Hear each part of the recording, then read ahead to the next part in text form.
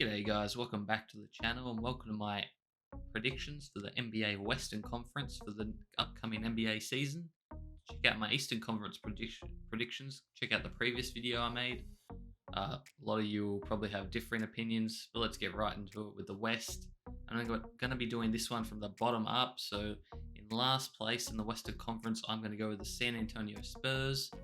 There are a couple other teams here that I think are also tanking pretty hard for Victor Wembanyama. But the Spurs, I'm just going to guess and have them at the bottom. Though they do have a good coach in Popovich, I cannot see them getting, say, higher than 25 wins. I mean, you look at what they did in the offseason, which was get rid of DeJounte Murray, and I think they won that trade, to be honest, but they're obviously just trying to lose as many games as they can, and you never know, they might even trade Pirtle or Doug McDermott to a contender, or just to get back more picks. You never know. But yeah, I'm going with the Spurs in last place.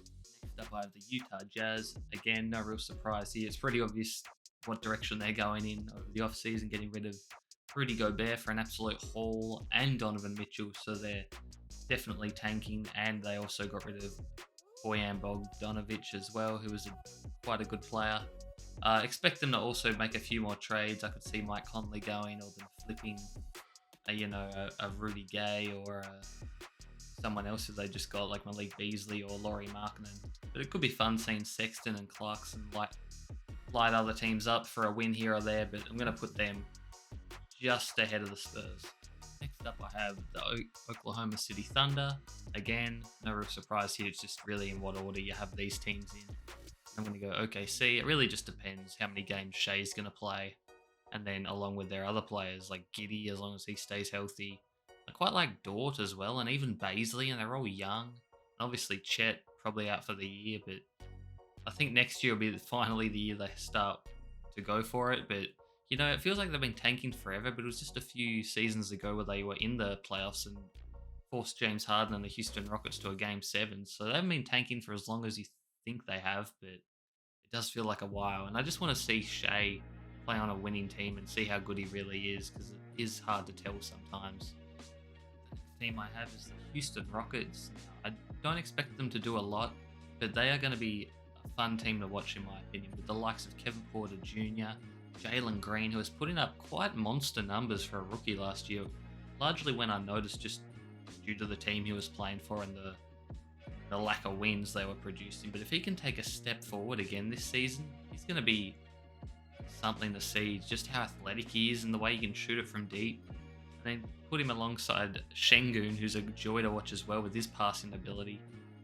They're just going to be a fun team to watch. I don't expect them to make the playing tournament, but they're still just going to be such a fun team to watch. Next up, I have the Sacramento Kings. I have the Kings in the play-in, but that is until I realized I made a mistake and I actually have them in the 11th position, but I'll fix that soon. You guys will just have to deal with this for now. But I feel like they actually have more talent than Portland when I look at their roster. But I'm just not going to get suckered into putting the Kings. If in doubt, I'm going to doubt the Kings. I mean, they haven't made the playoffs in, 20 years? So I'm not even going to put them in the play-in at this stage. I'm going to have them sitting just outside it. But I do quite like their roster. I don't want to give up on my boy De'Aaron Fox just yet. I was big on him coming out of the draft.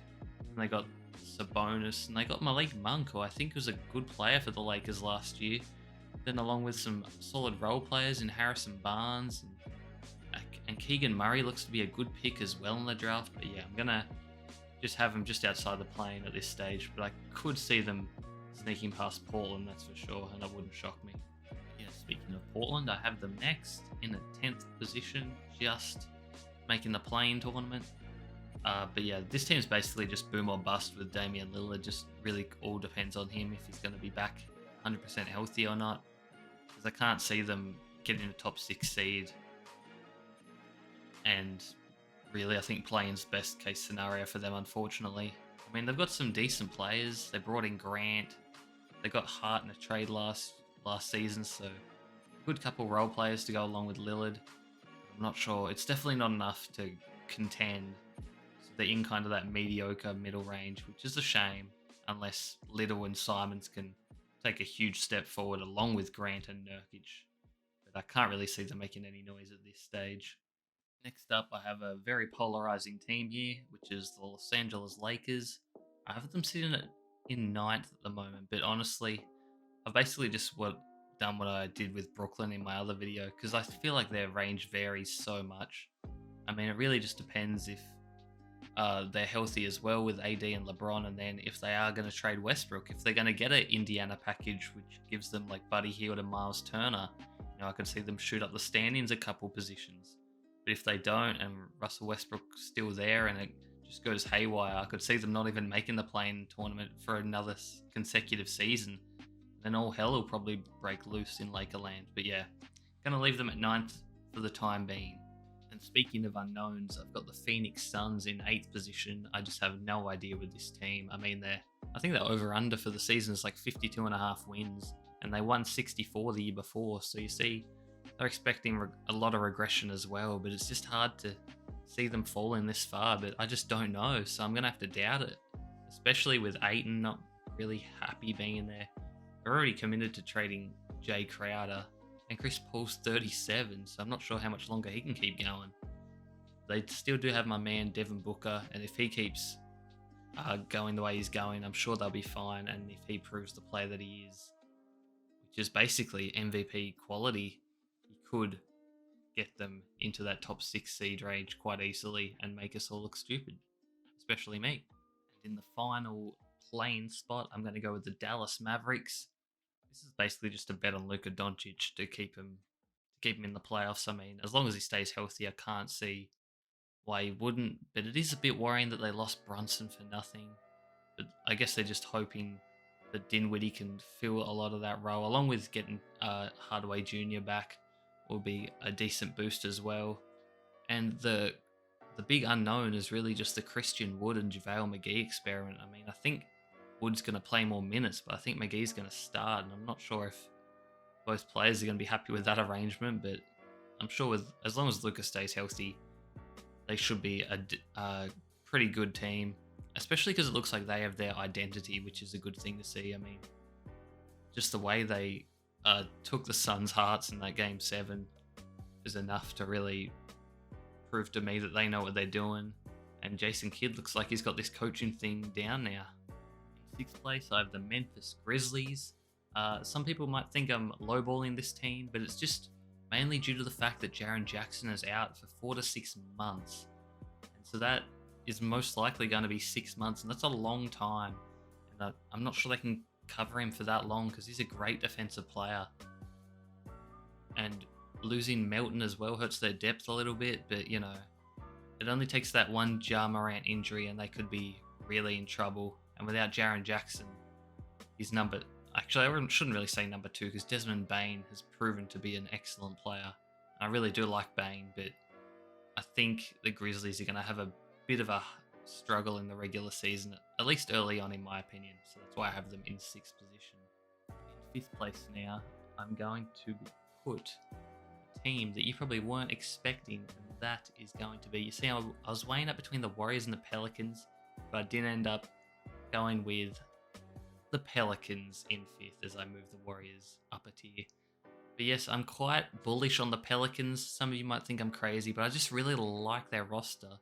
Specifically, their starting 5 with CJ, Ingram, Herb Jones, Zion, and Valanciunas. I just think that's a great starting 5. And then the bench, Alvarado and Larry Nance. I just really like their team. They're just going to have to rework the hierarchy with obviously Zion not being there last season. But I think this team can go far. And I'm not just saying that. I really, really do like this team. And I like the coach, Willie Green. I feel like at the end of last season, they just made a mad dash for it. And took the Suns pretty deep in their first playoff round as well. Next up, I have the Golden State Warriors in at 4th position. This is just a real hard one to pick at the moment, especially with all the drama going on between Draymond Green and the Warriors organization regarding contract extensions. But I mean, they're basically the same team, just you add Wiseman, Moody, and Kuminga get a bit better. And I mean, really, they should be laughing, but it's nothing, no laughing matter in that organization at the moment. So it's going to be interesting to see what happens there. Obviously, I have no doubt in Steph Curry. It's just if Klay Thompson can get back to his best, or has he permanently lost a step or two? We'll see soon. Next up in third place, I have my Denver Nuggets. So it could be a bit biased here, but I'm just excited to finally see Jamal Murray back on the court along with Michael Porter Jr. playing alongside the two-time back-to-back MVP Nikola Jokic. That's what I'm excited for, and I really like the trade they did where they got KCP, Will Barton, and they also brought in the likes of Bruce Brown. I feel like he's still an underrated player. But yeah, I'm just excited to see this team play, and I really hope they don't disappoint. In second place, I'm going with the other Los Angeles team, which is obviously the Clippers. I just think they're like the deepest team in the league, bar none. I mean, they have a lot of solid players, especially in those forward positions, and they can honestly make a play and chuck a few players in the trade and maybe try to get another star. You never know. They have a lot of trading chips on the table, and as long as Kawhi and Paul George play 60 out of the 80 games, they should be in good stead. And I think Tyronn Lue has proven himself to be a great coach now. And I feel like they're just going to cruise through the regular season, and hopefully for them, they'll do their real damage in the playoffs. And yep, that means in first place, I have the Minnesota Timberwolves. But yes, just remember, this is regular season rankings, not who I think's coming out of the West in the playoffs. That could be a different team. But in first place for the regular season, I'm putting the Minnesota Timberwolves. They've obviously gone all in with this trade for Rudy Gobert, who's obviously going to improve their defense, in my opinion, and could really win another Defensive Player of the Year award if they prove to be a great team next season.